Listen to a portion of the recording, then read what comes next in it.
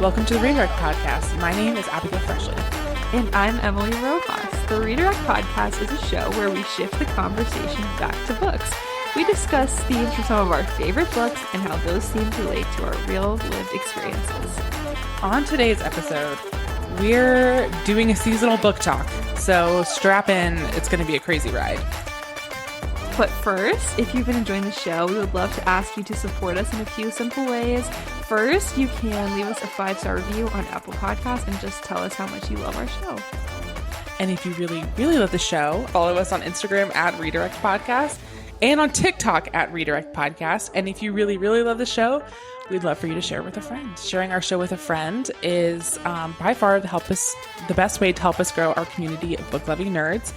And it's truly the way that, we've really grown our listeners.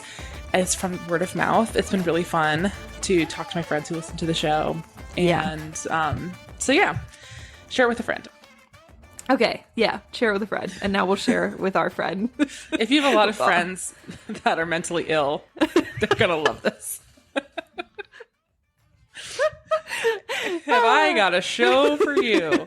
Maybe don't lead with that, but, just that's how you can swat someone in the wild. Sure. How you been? Okay. How have I been? Good. I don't know if you can hear it in my nose. I'm like a little congested. I'm getting over an illness. Not COVID, not strep, but I took 3 days off work last week to kind of just recover, and I was able to wrap up some reading during my sick time. So that was good. It's even better. Sometimes reading is the best when you're sick too, because screens are not I don't like looking at a screen, but if you can read a good book that isn't too tense or mentally taxing, that can be a good way to spend your sick time. So, and I can do it horizontal. Yeah, exactly. Yeah, that's critical. So yeah, how about you? How are you? Great. Yeah, I've been reading a lot. Been nice. Yeah, I've been having a great time. How are your reading goals coming? That's a great place to start. So I set my goals at the beginning of the year at 50 because, as you guys know, last year I really struggled to even make 50. Honestly, it was kind of tough. But I am ahead by 6 books according to Storygraph. So I have read 38 books so far this year. So I'm definitely on track. I'll get 50. And I always read more in the winter, so I'm sure. I would say I feel like 60, 70 seems reasonable. Yeah. Also, to be fair, a lot of these books are really long. So aggressively long. The longest one I think says it's 4,000 pages.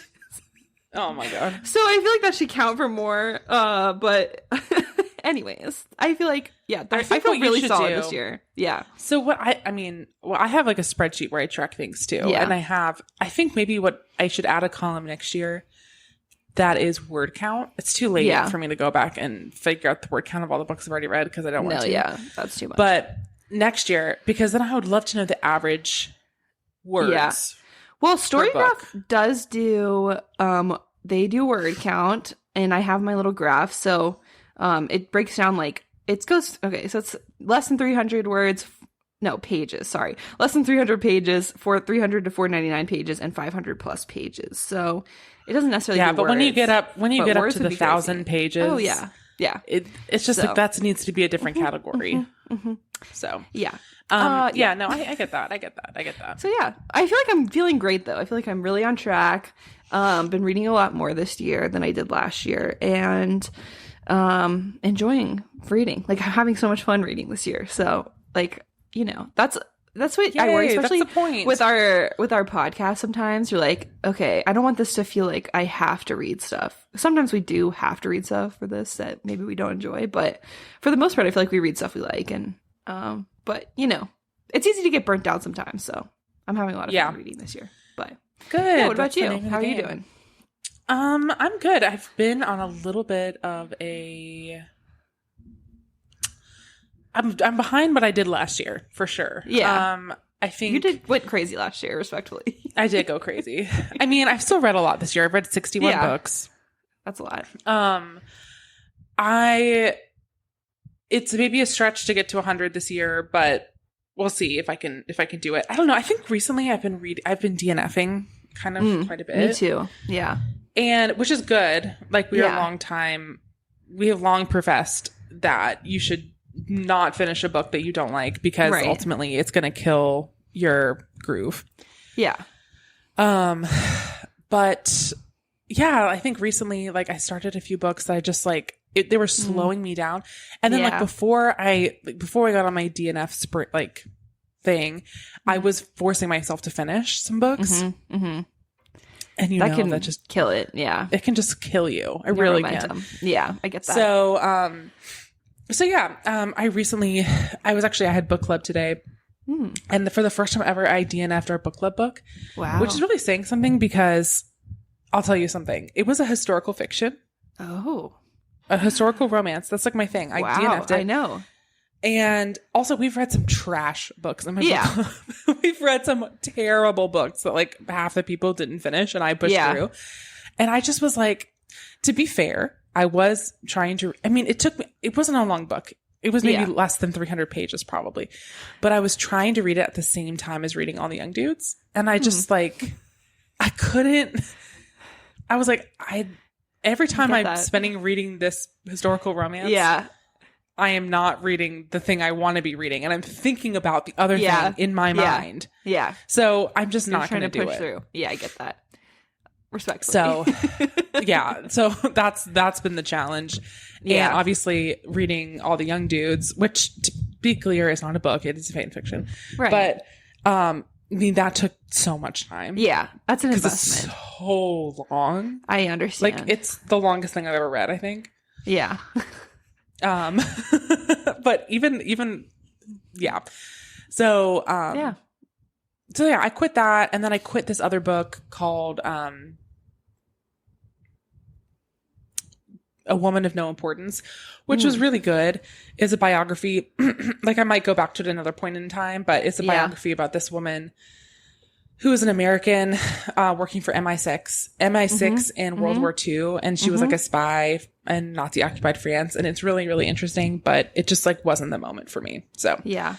I think I'm about to DNF this book. Have you read it? I see it all the time, but it's called This Is How You Lose the Time War. No, I have not heard of that. I've essentially, for all intents and purposes, DNF'd. I got it so for Christmas last year, in like Dirty Santa or whatever with my family, I got a 6-month subscription to Audible, which is really just however many credits that is. So I've been kind of working my way through them because I'm not huge into audiobooks, but I got that on audiobook because it's short. It was like a 3-hour total book, or maybe like close to 4. I don't know. It's not very long.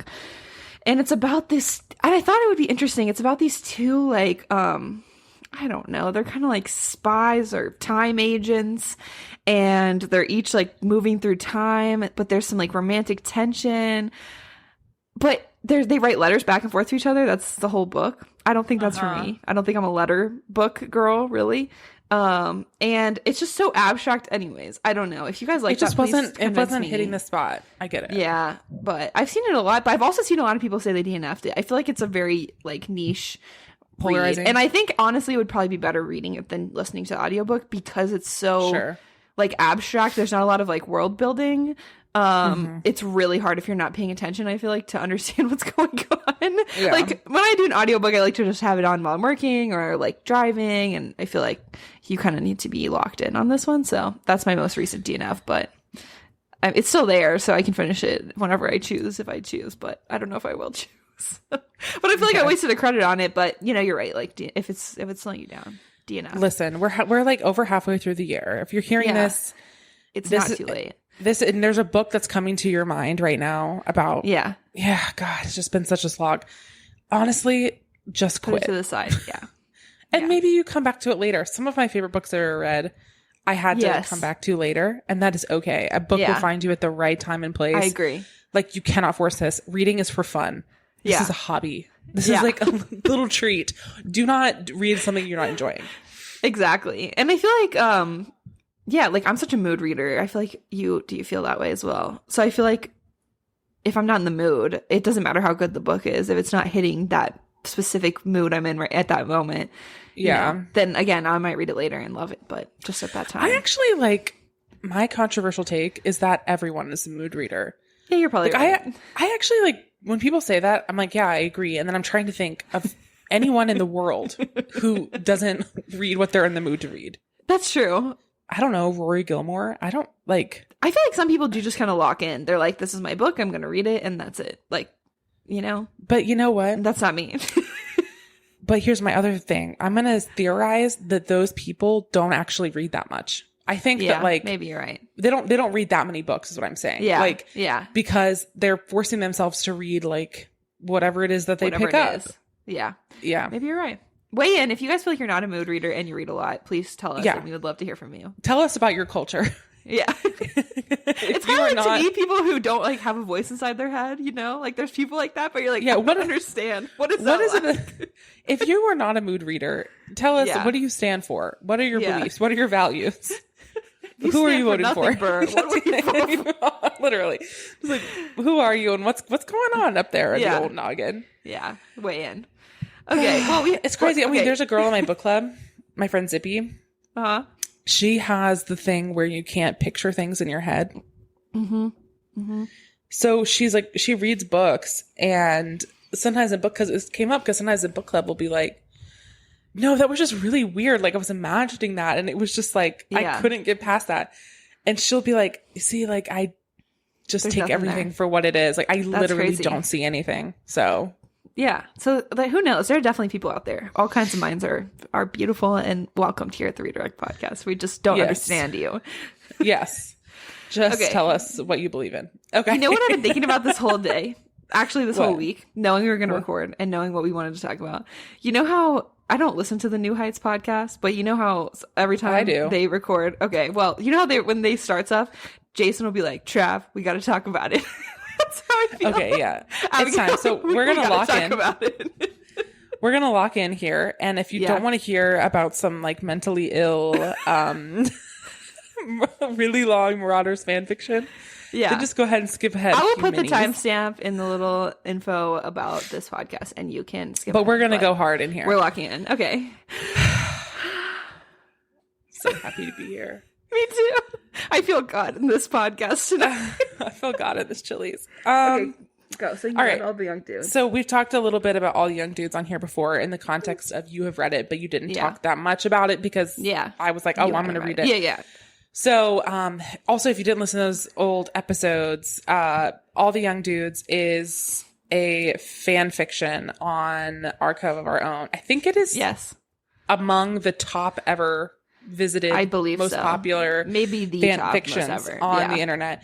Yeah, it is by one Miss King Bean 89, which is how we got into this whole mess because we did our Taylor Swift episode. So you can go back and listen to that if you haven't. Where I was like, okay, I'm going to read this for research because people jokingly, somewhat seriously, but somewhat jokingly have said that Miss King Bean 89 is Taylor Swift. Yes. So that's how we fell down this rabbit hole. Yes. Before we enter into further discussion about this, just a few friendly reminders about how to engage with fan fiction in a good way. One, these people are not getting paid for their work. So if you have something negative to say, do not say it in a public forum. Just don't. Yeah. Because this is just what's the point? Somebody's fun little project that they did. Yeah. Okay. They're not putting themselves out there. They're putting themselves out there to share what's in their little head, and it's cute and fun. Yeah. And it's not to be critiqued. Two, don't monetize it. Don't buy a printing of it. Don't sell a printing of it. You know, what more is there to say? Yeah. It's not fun. And is there anything else? We don't support J.K. Rowling or her views. Oh, we don't support actually, J.K. Rowling. I think, that's one thing about fan fiction that's great is most people don't there. And it's a way to engage with the stuff and not deal with it. Like in most like Harry Potter universe fan fictions, in that they'll start in the description, they'll be like, oh, and by the way, fuck J.K. Rowling. Yeah. Yeah. Because also this, and it feels like also she could never write this. No, nor would she. She it feels like the ultimate write what Miss King Bean 89 wrote. No, she couldn't. Because you know why? It's like why am I having to explain to J.K. Rowling that Remus Lupin is gay? Why do I have to be the one to tell her that? You know what I mean? So it's like she doesn't even know. She doesn't know what she's created because it's all there. She doesn't you know what even know. So and just leave her out of it. And if this is a better way to deal with it. She couldn't. The thing is, it is true that they are in a relationship. It is true that Sirius Yeah. and Remus are canon because so many people have seen this and it's so obvious to so many people, including the actors playing them. Exactly. Who, when they read the script, thought they were boyfriends and they had already read the books at that point. That this goes beyond the mind of J.K. Rowling. She no longer She doesn't know what she did. Yeah. She put this in the world and she didn't even know what was happening. It just happened. And she created gay characters. They, you know. Yeah. That's not my problem with they her. are gay. Yeah. Anyways. So this follows. Okay. So now that we've talked about that. So yeah, don't make money off of it. Don't be mean to people who put the fan fiction online because they didn't ask for it, and don't support J.K. Rowling. Okay, so it follows the story of the Marauders. So James, Peter, Remus, and Sirius from their first year at Hogwarts to the events of the beginning of the Order of the Phoenix. It is canon compliant. Yeah. So I mean, it doesn't go against anything. Like there aren't any events that contradict what happened in canon. Right. Yeah. I think the biggest thing is Remus Lupin's backstory. I don't remember that. I remember in the books, I think his dad, like, he didn't live in a boys' home or whatever. Like, I don't think that was part of his life. Or maybe it was never even said. Or I don't know if it was said, but that would be, I think, the biggest divergence, if anything. And so it's told from Remus's point of view. Yes. Although it's not in first person point of view. No, but it's his, like, life. It's third person point of view through his perspective. Yeah. And I recently read Sirius's point of view, which actually goes... You've read the whole thing already? Jesus Christ. Okay, here's the thing. Wow. All right. So Sirius's point of view was written by another fanfiction author. Sorry. Pull it up. And it is so good. We can talk more about it after you talk about your experience reading all the young dudes. But it actually goes even farther. It goes through the events of Order. Well, not until Sirius's death, but it goes into Order of the Phoenix. So there's some, like, even more devastating things that if you want to break your heart even further. I don't know. But just so people know that it's by Roller Coaster Words on AR3. And it is beautiful. Anyways, so I'm familiar. I'm like back. I felt like, okay, you were texting me stuff about all the young dudes. I've read a lot, in between me reading this and that and now. And so you're like, I got to refresh. I was like, oh man, I want to reread this so bad. But then I'm like, oh, Sirius's perspective. So I went and read that, and it was just, it's like I told you, I had just finally got the Marauders off my TikTok For You page, and now it's all back. I'm back. Oh yeah, because I've just been spamming you for days. So, explain. But I have read some of Sirius's point of view, like select chapters. So I'll go and be like, oh man, I want to see those thoughts. So the thing about reading a book that spans 30 years, or not 30 years, but 20 years. Yeah. Is that I feel like I lived an entire life. Yeah. When I read this, I was like, oh my God. And the thing is, how it's going to end. Like, everybody who dies in the main series dies in the main series. You know what I'm saying? Yeah. And then there's one extra character, an original character named Grant Chapman, which I would love to talk more about that because in the community, people love Grant Chapman. People love Grant, and as they should. And he is great. So basically, he's a Muggle friend of Sirius's, Remus's, who becomes of Remus's that he met at this boys' home that he grew up in before coming to Hogwarts, and they also have like an on and again, off again romantic relationship. Yeah, he helps Remus find out who he really is, and is there for him in a lot of key moments in his life. And I think actually the Grant Chapman is very interesting because right now I'm reading a fan fiction that so it goes back to Prisoner of Azkaban and says what would happen if J.K. Rowling actually followed the actual lunar calendar for the full moons, because there wasn't a full moon on like the night that Peter escapes, Sirius has, that wasn't actually a full moon in that year or whatever. So it's like a happier version. But in this version, obviously there's no Grant. And it's like, wait, you really think about what was Remus doing for all these years? He was like, he's not really a part of the Wizarding world that we encounter through Harry's point of view. He is a werewolf, which allegedly is hard to find any kind of job or like stability. Like, what was he doing? And he's unregistered. Yeah. He's unregistered. And that's There's no why, war, you know. that's why so, I think all the young dudes like caught on so much is that Yeah. it's so believable. it's very believable. So essentially, like the first few years at Hogwarts, Remus is, I mean, he's always known that he was magical and he knew that his dad Yeah. was a wizard but died and that he's a werewolf. Mm-hmm. But he's really like being reintroduced to the magical world, to the wizarding world. And it's about, you know, the early days of him and the Marauders, the creation of the Marauders map. So like there's some Yes. really great fan service nuggets in there. And then like also a bunch of stuff about like the Blacks and like Narcissa and Lucius and Bellatrix and all them, and like the kind of seeing how the start of the first Wizarding World went. Yeah. Which is just, if you know, it's fans love that kind of stuff. Yes. And then over time, he's realizing that he doesn't get why he doesn't like girls, and he's realizing that he has feelings for Sirius, and then the complications in their relationship and how their relationship grows over time. And then the events after they leave Hogwarts. And it is so inexpressibly beautiful. It's so moving. I'm literally crying. I know, it's so good. And then thinking about the implications for all of the Marauders about not knowing that Peter was the one who sold out James. Yeah. And Lily, and what that experience must have been like for all of them. Yes.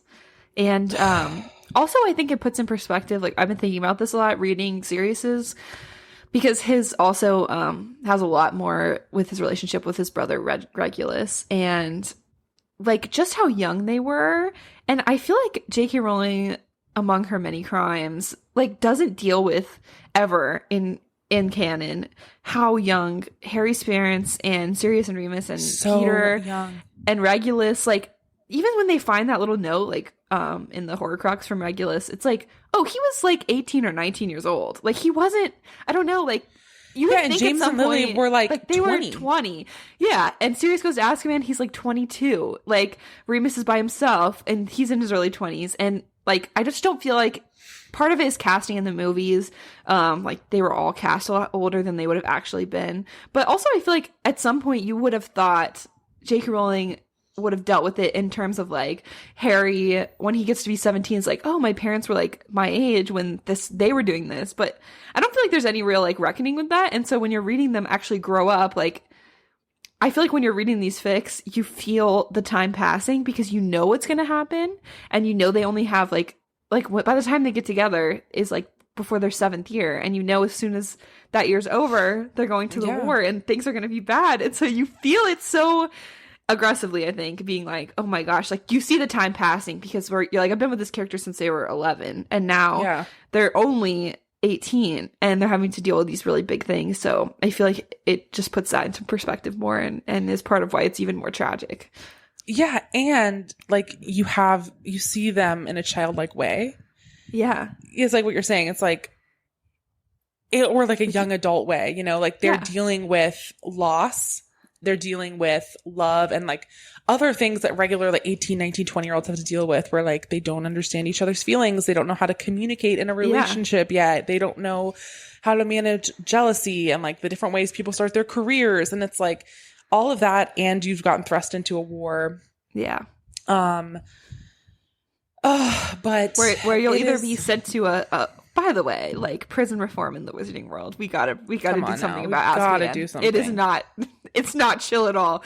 And also Sirius is sent there with no trial. Like that is not chill either. But also, they're just young. Like they're just babies when they're dealing with this stuff is also the problem. If also, I ever catch this cheeky motherfucker, Dumbledore. Yeah, it's even worse. It's even worse. It's even worse because you see the way that he abused them all. Like the way, like, you know, in all the young dudes, they use Remus as an envoy to the werewolves. Yeah. No. In such a transactional way, without thinking about his feelings, without offering him any emotional support. Yeah. And it's really just these four or five. I mean, they have a friend group. So it's the 4 boys plus like Lily, Marlene, and Mary. Yeah. And they're all supporting each other, and then like maybe James's parents a little bit, but that's it. Yeah. Like, well, yeah, and I in Sirius's point of view, obviously this is not necessarily what exactly happened, but in that version, Dumbledore is the one who suggests to Sirius that Remus is the spy. So he's like, "Hey, don't trust him. Like, we don't know. Like, he's one of the only people it could be." And so it's stuff like that where you're like, "Oh, he just like is so."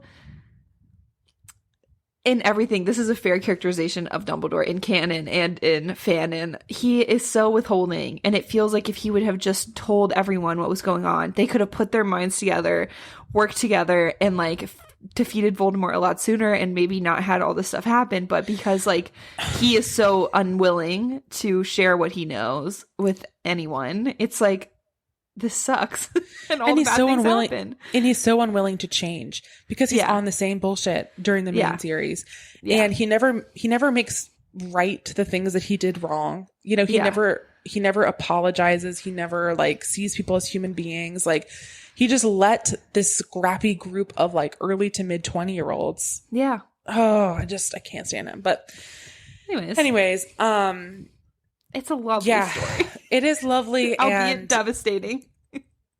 I wonder, I feel like when reading it, I resonate with Sirius a lot. That was the character I connected to the most. Yeah, I could see that.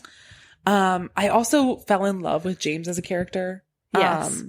Just in the main series, we get this one-sided perspective of James because really the only memories that we get to see about James are through Severus's point of view. Yeah. Which clearly are negative, but we don't get to see from anyone else's point of view. So taking this new angle on him, like such like golden retriever energy, heart of gold, like again, just a kid. Like when that's the prank stuff happened or the making fun of Snape, like that's not great. Like to be a bully, but also maybe you deserved, and also like they were like 14 or 15, and it's like there's a lot more to a person than the worst thing they did when they were 14. You know, like there's more sides to him, and I think this again. The thing I wondered too was like, okay, I think. Obviously this is just poor writing, but in Harry Potter's life, like I feel like the relationship between him and Remus just makes no sense because it just seems like, I know he was only professor for a year and maybe Lupin didn't want to like step on any toes, but it feels like he could have done more during that time to be like, hey Harry, I would love to talk to you about your dad. Like, I knew you when you were a baby. You know what I mean? It just feels like like he never gets anyone who like can tell him anything about his parents. And it's weird because he goes to the same school as them and they were only there 10 years prior. You know what I mean? Like barely 15 years maybe. So a lot of the professors are the same. Dumbledore's been there. It feels like people could have, again, no one wants to like take him seriously or tell him anything. And that's frustrating reading this because you're like, oh, James, you're so lovable. You know? Yeah. What could have been? It's tough. And like, what? The Marauders arc is heartbreaking, but also just so good. I love them. I love all of the characters. They're so interesting. Like, through all of her bullshit, somehow J.K. Rowling like references these characters in the past who like are such an amazing like template. Yes.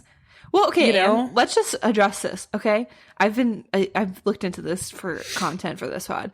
There's in the Order of the Phoenix, when they're all at Grimmauld Place, it's Sirius's childhood home. Someone has broken down in the book.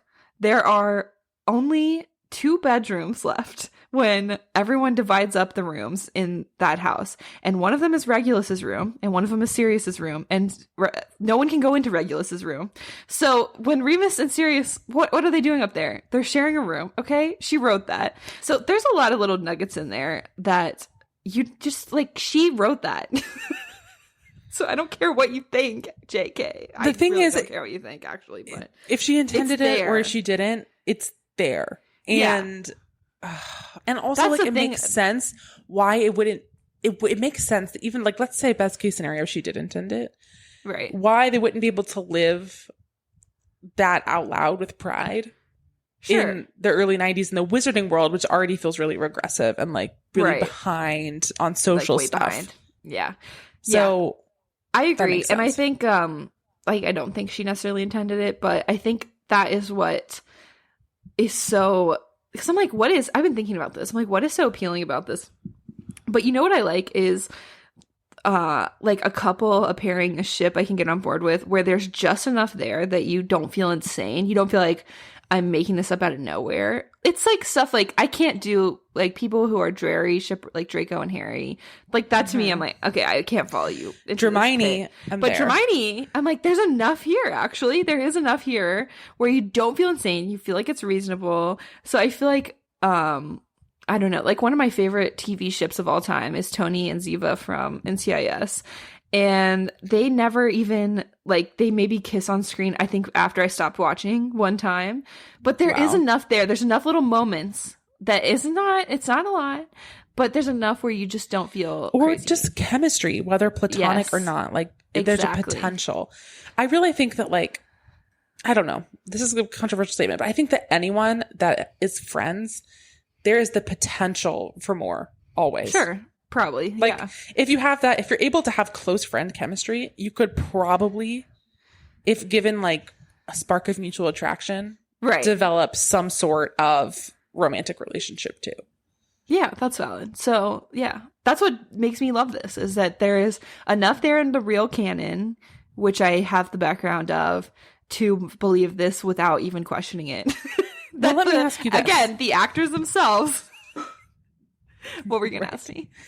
So on the topic of ships that seem like there could be a kernel of believability there, how do we feel about James and Regulus? Okay. Okay. I don't love it, but I don't hate it. I guess I'm persuadable. I want good things for Reggie. I want him to I want to believe that in the canon, he actually did have a change of heart and he went against Voldemort in the end. I want to believe that. I think there's enough there to believe that. And so I want good things for him.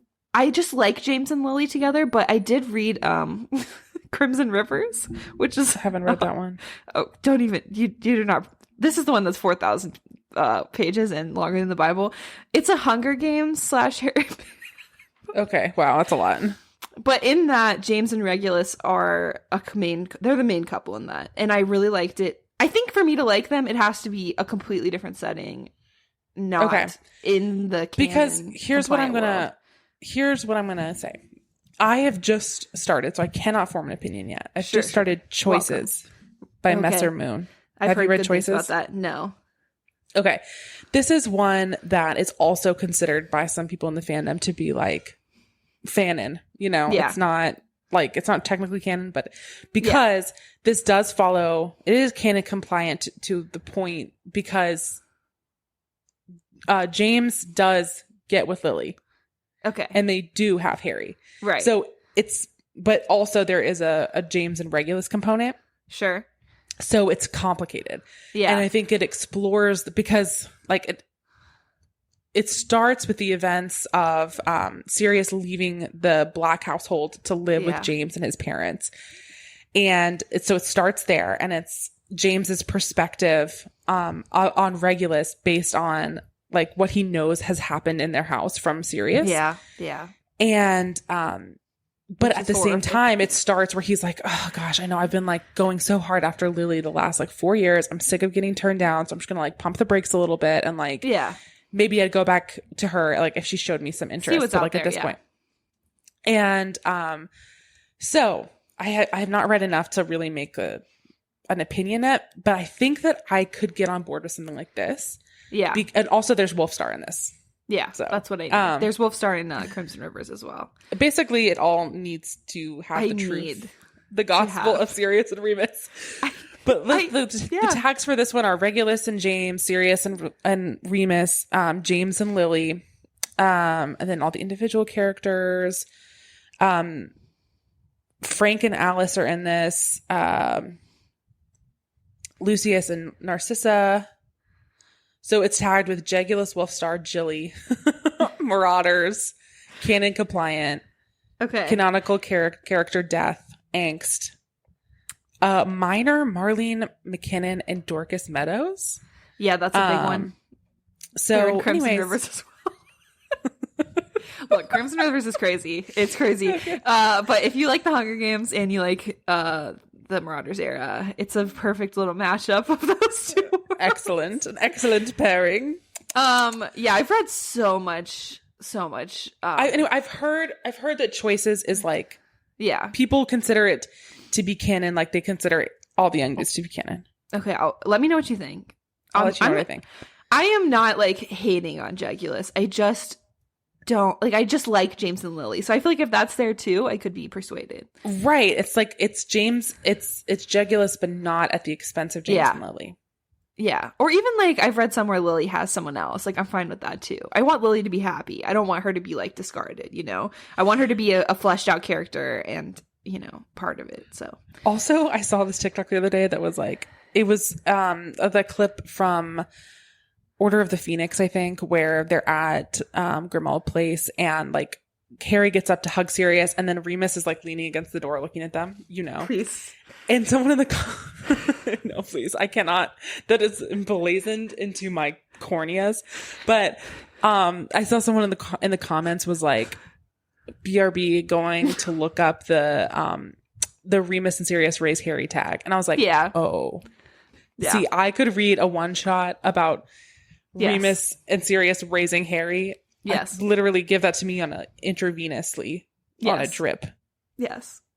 I will read anything about these two people. I've read so many like non-magical fan fictions where they're just like in completely different scenarios. I like would read anything about Remus and Sirius. I love them. I would die for them. So yes, please. And I think for me, because I've read so many, or not so many, but several fics that could be canon. Yeah. That follow canon outside or are extra canon. So like Manacled, for instance. Well, that's not quite, but it's kind of in the same world though. To a certain point and then diverges. Yeah. Like I think I like that more. Mm-hmm.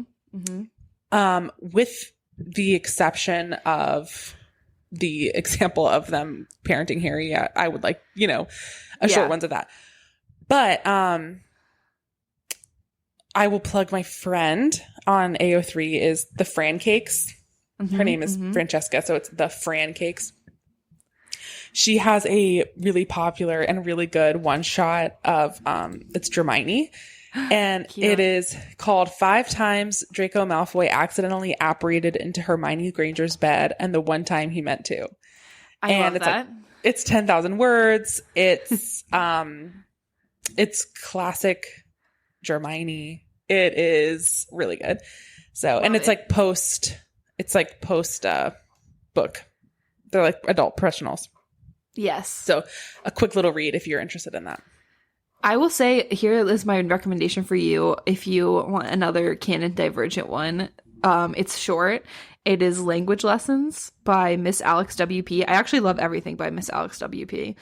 But this one, basically, instead of Peter doesn't betray, Peter never betrays James and Lily, and Sirius makes it to wherever their safe house is, as Voldemort's getting there to attack them, and he kills Voldemort. And they destroy all the Horcruxes in this timeline. So then the war's over earlier. There's no extra war. But it sounds like a fluffy little, story, but the rewriting there's a lot of flashbacks. So like the rewriting of the war is super interesting too. And it's not too long. So that would be my suggestion for anyone who wants more in the same world. But there's so many I love. I can make a whole list for you guys. See, that what you just described is a reason that I'm open to Jegulus, because Regulus having swapped the Horcrux, and like having the note, it's like, all right, maybe he did turn at the last second, and like maybe this was. But he was 19. He was raised in an abusive house where he was forced to be the Black Heir because Sirius left. So this is what complex. choice did he have? Yeah, this isn't and then his dying action was to betray Voldemort. So. Right. Which is like, this is why I'm like, okay, yeah, he probably didn't come up with that idea at the last second. He probably just felt like he didn't have choices. And so that's why I'm like, I'm persuadable and I'm open to a good Jegulus plot. Me too. As long as there's good things for Lily. And exactly. I do want to know that Harry is still born, you know, and I think that's why I'm like. Yeah, that's what it's weird when Harry isn't around too, and I want good things for Lily, like you said, but anyways, I'll make a list to put out in this podcast for all my favorite fics, and we can include what we've read. And I'll let you know how Choices goes. Yeah, please do. I'm interested. I feel like at the very least, I'm really going to just still love the Wolfstar stuff. Would you say that All the Young Dudes is at the top of the Marauders fics for you? I feel like no, but yes, twofold. I feel like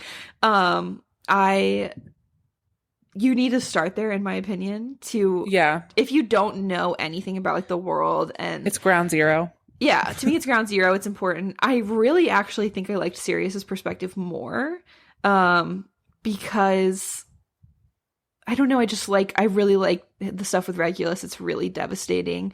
And his like perspective on things, maybe it just filled it out a little bit, because I felt like, God, how can he be so stupid and oblivious? Like, why is he surprised when Remus says I'm gay? But then you read his perspective and you're like, oh, this actually makes perfect sense. Oh my god. Okay, the one so I've read some chapters of Sirius's perspective, and one of the ones I wanted to read was the missing scenes from All the Young Dudes, where he comes out to James. Yes.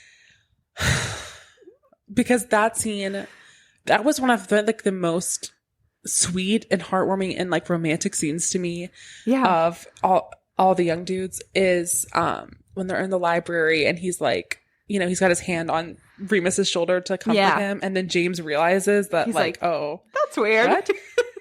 and then he doesn't take it away to hide it. He's just like, yeah, no, this is like it's become important enough to him to risk his friendship with his best friend. Yeah.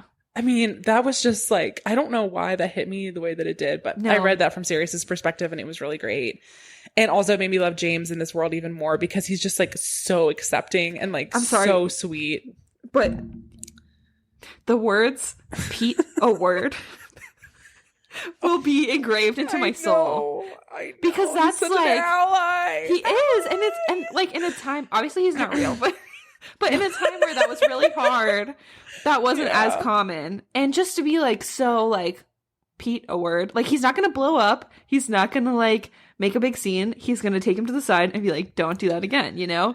And anyways, I think Other of my favorite Wolfstar moments. Oh wait, go ahead and say what you're saying. No, I just don't think. I think I've read so many great things that maybe that's not even my top, but I did really like Sirius' perspective, and I think it was a great place to start. Like, this is what got me into the Wolfstar life. So, you know, I feel like you have to start there. Yeah. Other favorite Wolfstar moments from All the Young Dudes. You Are Magic. That just.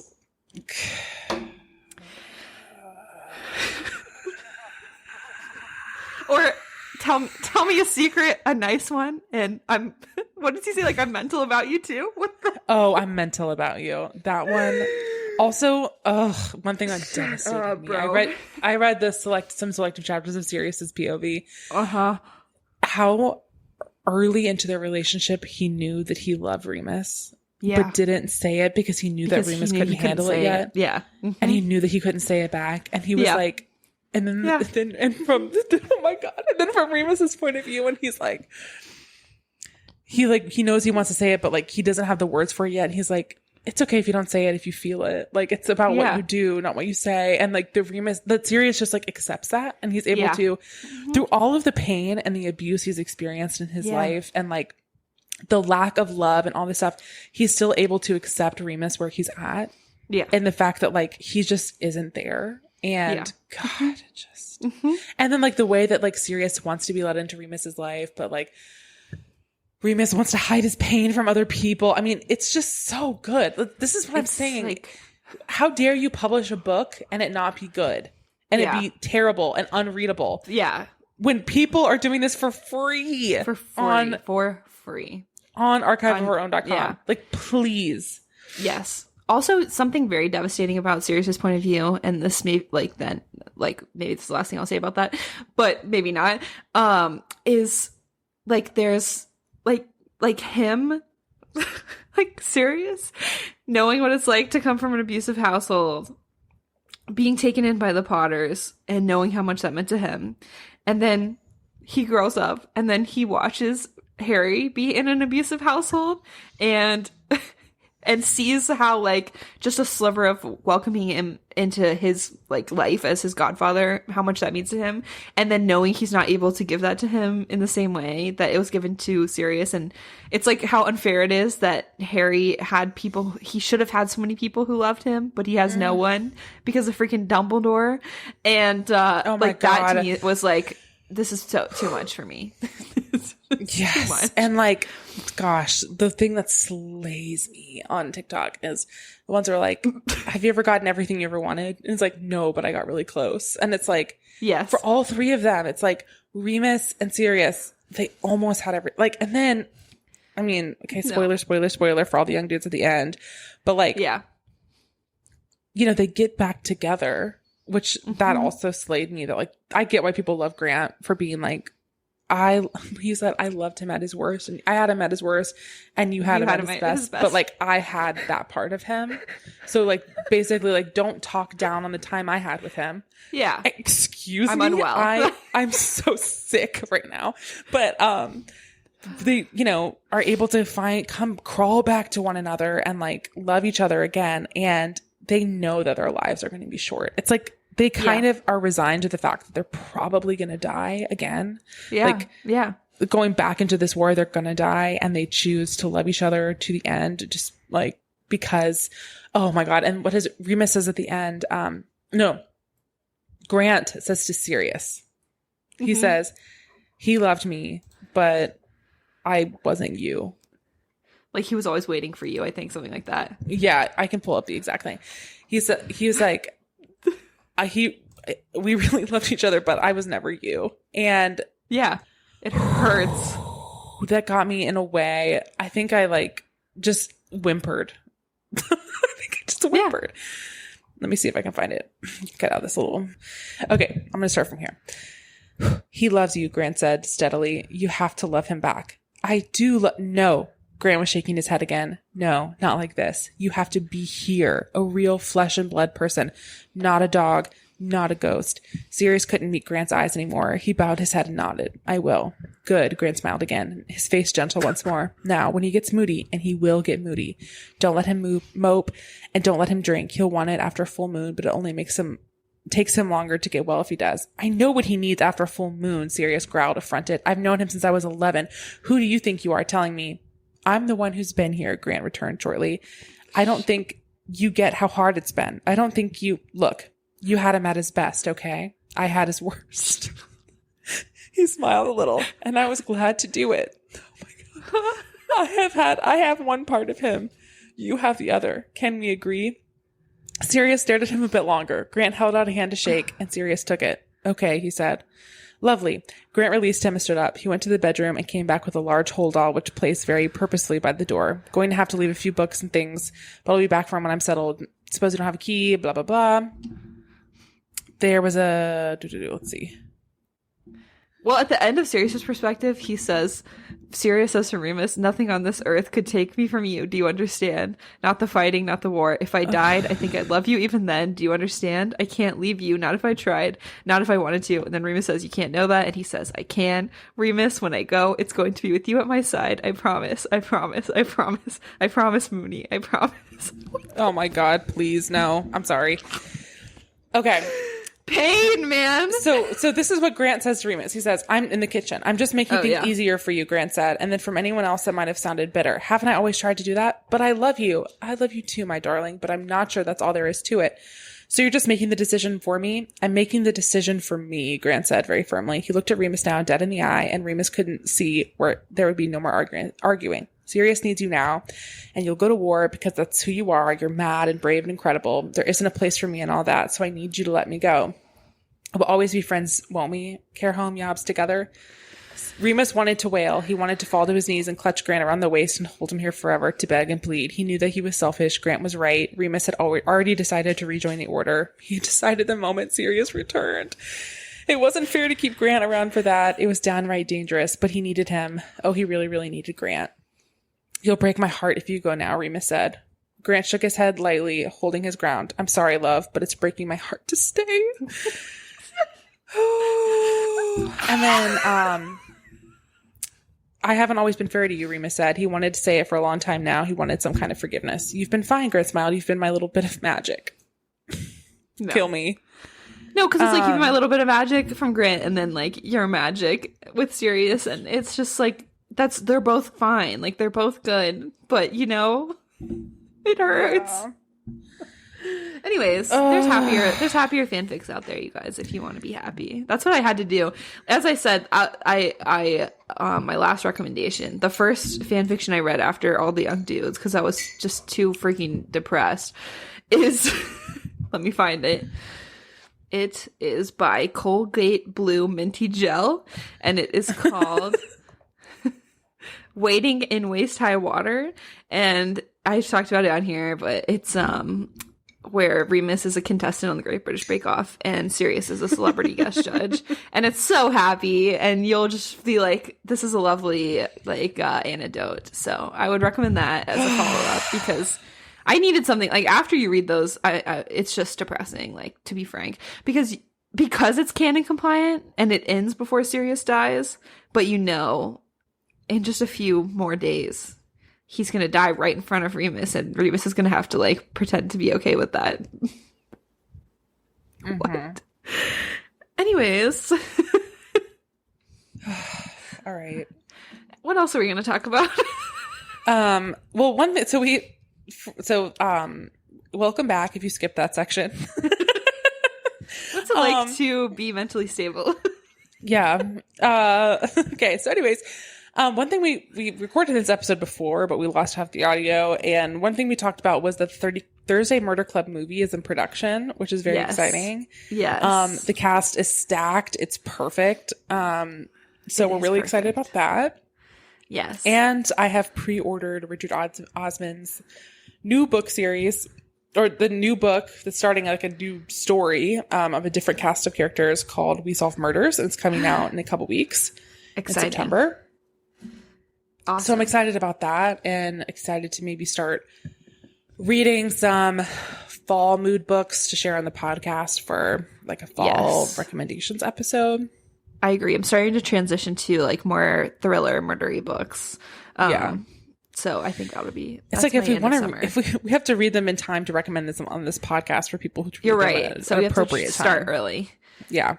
One thing I wanted to talk about too that got lost in that episode, RIP, is Here We Go Again by Alison Cochrane. Not to be devastated again, because that was a little devastating after we just got devastated by All the Young Dudes, but I feel like we had to shout it out here because we talked at length about it in the last episode. It's really, really, really good. Yeah.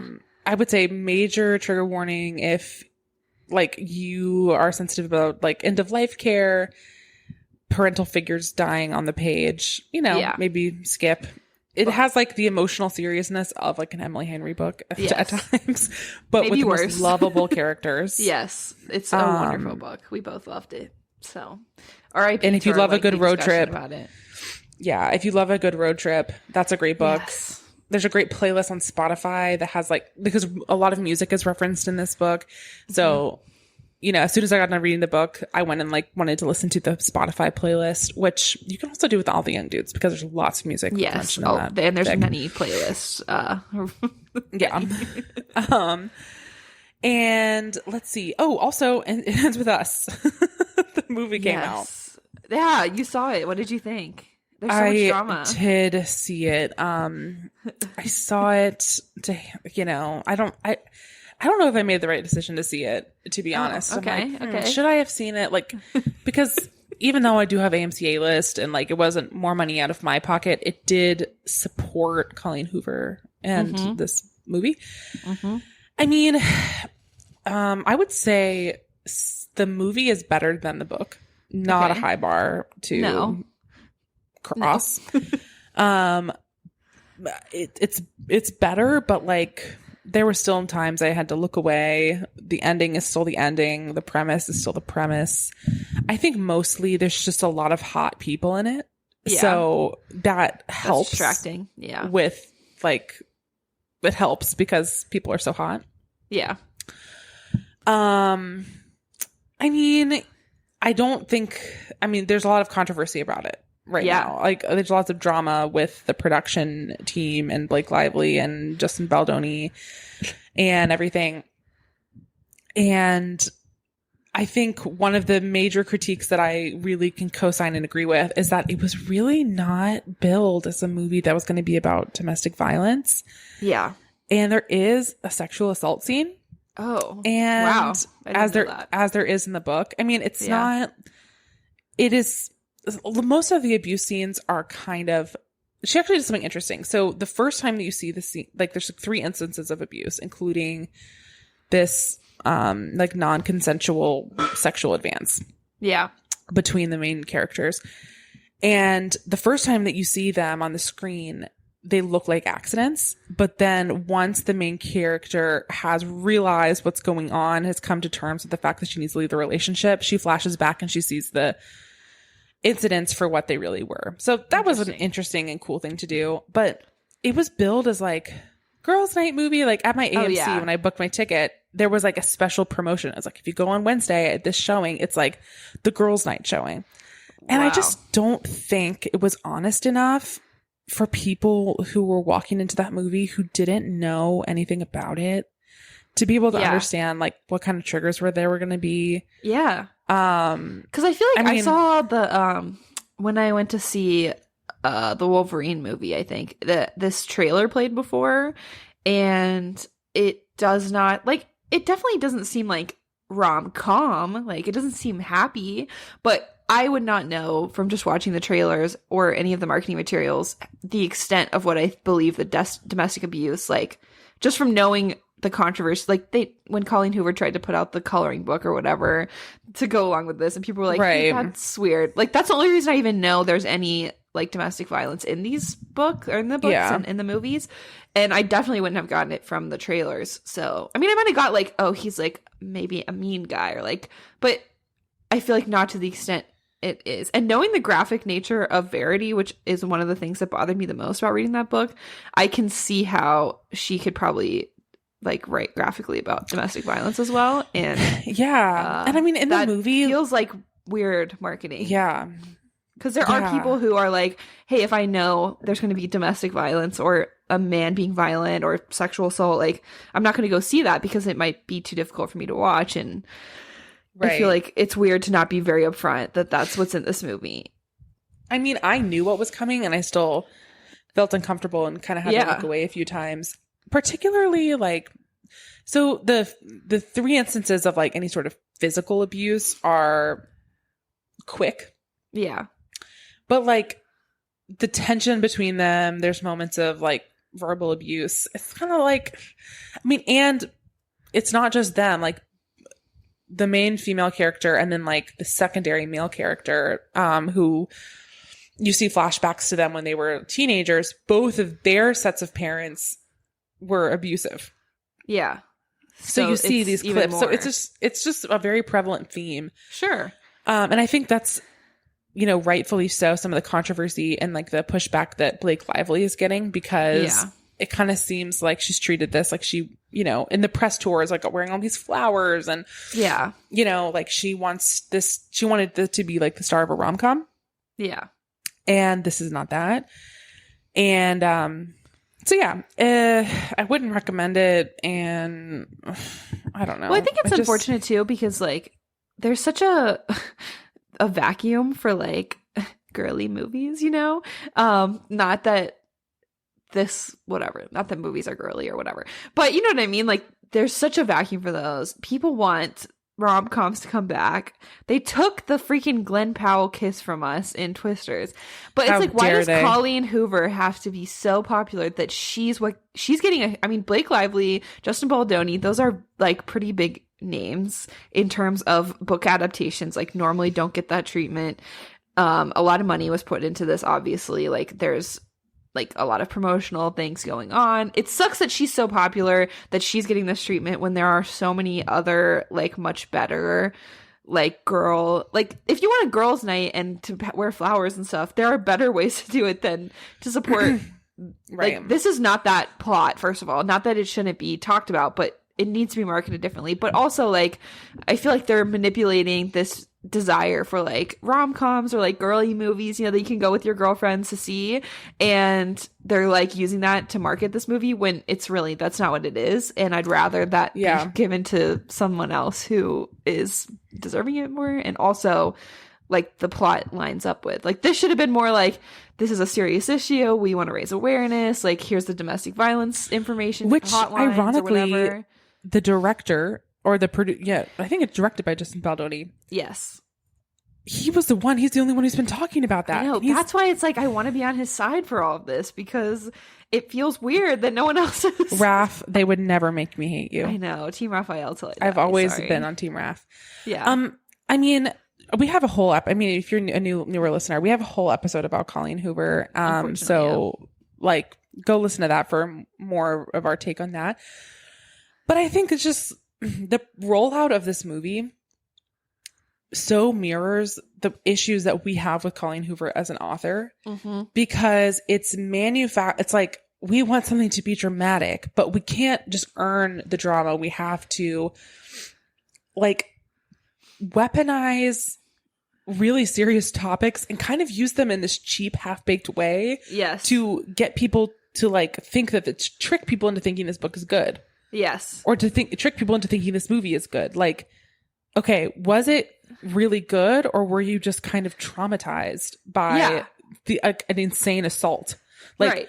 Like, just because a movie makes you sob, cry, doesn't mean it's good, but it's easy for that like extreme emotional experience to manipulate you into thinking that it was a good movie. Like, how many levels deep is it? Like, are you left actually thinking about something, or are you just like extremely jarred by a very traumatic event? And I think that is why one of the reasons that you and I don't really jive with Colleen Hoover is it's like you have tricked people who are kind of maybe coming back to reading for the first time into thinking that this book is good and is for women, but all you really did was take a couple like very buzzy extreme plot points and like sprinkle them in without using good dialogue, without good character development, without being able to like have a nuanced conversation about their experiences. Yeah, facts. And there's better stuff out there on archiveofourown.com. That's what I was going to say. Go back. And I've been seeing people post a lot of like screenshots of the It Ends With Us book because I guess people are reading it. And like read those and then go listen to what we read from all the young dudes. And you tell me who deserves to be written. It's just like to be a writer. I mean, you know, there's better books out there. And I think we even did there's a carousel on our thing that's like, read this instead of that Colleen Hoover book. Yeah. I want us to demand better from her and other authors. Like, especially when you're going to, this is something that people do when marketers do when they're marketing to women also is like, you're not very smart. Let's just throw some like, you know, buzzy stuff at you. And you'll just eat it up. Like, and we don't have to try very hard, you know? Yeah. Just stop doing that. Let's all raise our bar. Let's raise our bar collectively. Right. And not even that much, like just a little bit. And move past Colleen Hoover as a society. Get her off that bestseller list, please. Like, there are better people. Yeah. All right. Excellent. Do you want to round this out with a book we've read recently? I would love to. Okay. I read The Plot, which you recommended to me. How did you like it? Did you like it, I should say. But how did you find it? I guessed everything that was going to happen. Yeah. So unfortunately it's Emily's talked about it on the podcast before. It's The Plot by Jean Korelitz. But it is about a writer who teaches. He's an author, a novelist, and he borrows the plot line of a story one of his students that he taught at a summer symposium told him about. And it becomes like this huge success, like Oprah's book club type success, movie adaptation. Mm-hmm. And then what ensues after he does that. It's twisty. It is very readable. It's not very long. It's definitely like, I want to keep reading this. Yeah. But I guessed every plot point. Yeah. Unfortunately. I feel like that's why I recommend, well, because you asked for something that would suck you in.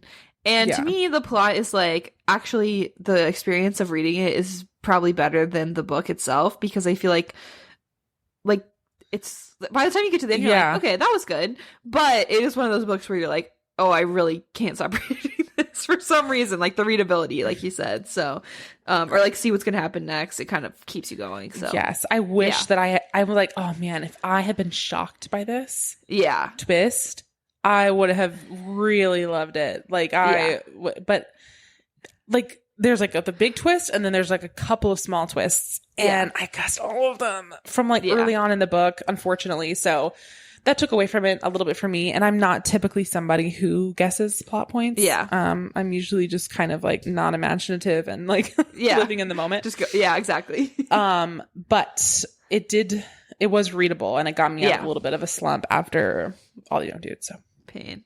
What about you? I recently read A Familiar Stranger by A.R. Torre. This was recommended to me by my friend Ashley, former colleague, and it's very twisty. That's what she told me, and she's right. So it's kind of about, I don't really want to say too much to not give anything away, but it's about like a housewife who she discovers her. Let me look up the synopsis, because I don't want to give anything away to. Hold on. I'm going to cut this out. Dead space. Okay. Okay, yeah, it does say this in the... So this isn't giving too much away then.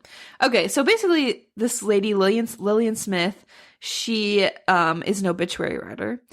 But then she meets this guy, David, in a coffee shop. And she kind of finds out, like, her husband's having an affair. So then she kind of starts having an affair with David, because she's like, well, if you're gonna cheat on me, then I'm gonna cheat on you. And she like kind of invents this whole new life with him, and then things start happening.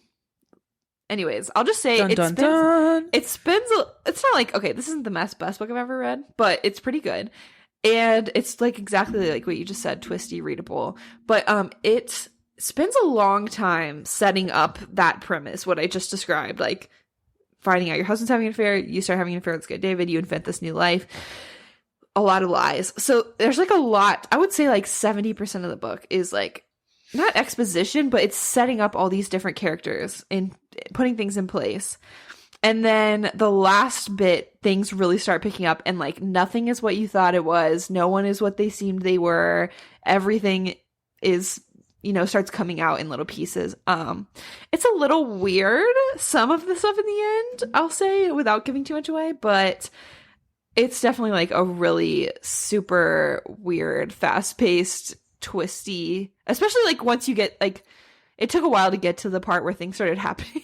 Just to be but then honest. once you get there, you're like bang, bang, bang, boom, bang, bang, boom, boom, boom, like reveal. So it's like nothing amazing, but it's like I said, I'm getting back into these thrillers. It's a good one. Like it's just a good, solid mystery. When you need to scratch that itch. Yeah. So I listened to the audiobook, which I really liked. So I got stuck in traffic for like 3 hours yesterday, so this saved me a little bit while I was driving home. So yeah, I liked it. Can I give you a little teaser for our next episode? Because I just started reading this book for and you can cut this out if you want to, but sure. For my book club, we're doing Super Smutty September. Oh. And we picked this book called Priest by Sierra Simone. Let me read you I just started it. But let me read you the synopsis. There are many rules a priest can't break. A priest cannot marry. A priest cannot abandon his flock. A priest cannot forsake his God. I've always been good at following rules until she came. My name is Tyler Anselm Bell. I'm 29 years old. 6 months ago, I broke my vow of celibacy on the altar of my own church. God help me, I would do it again. I am a priest, and this is my confession. Oh my God.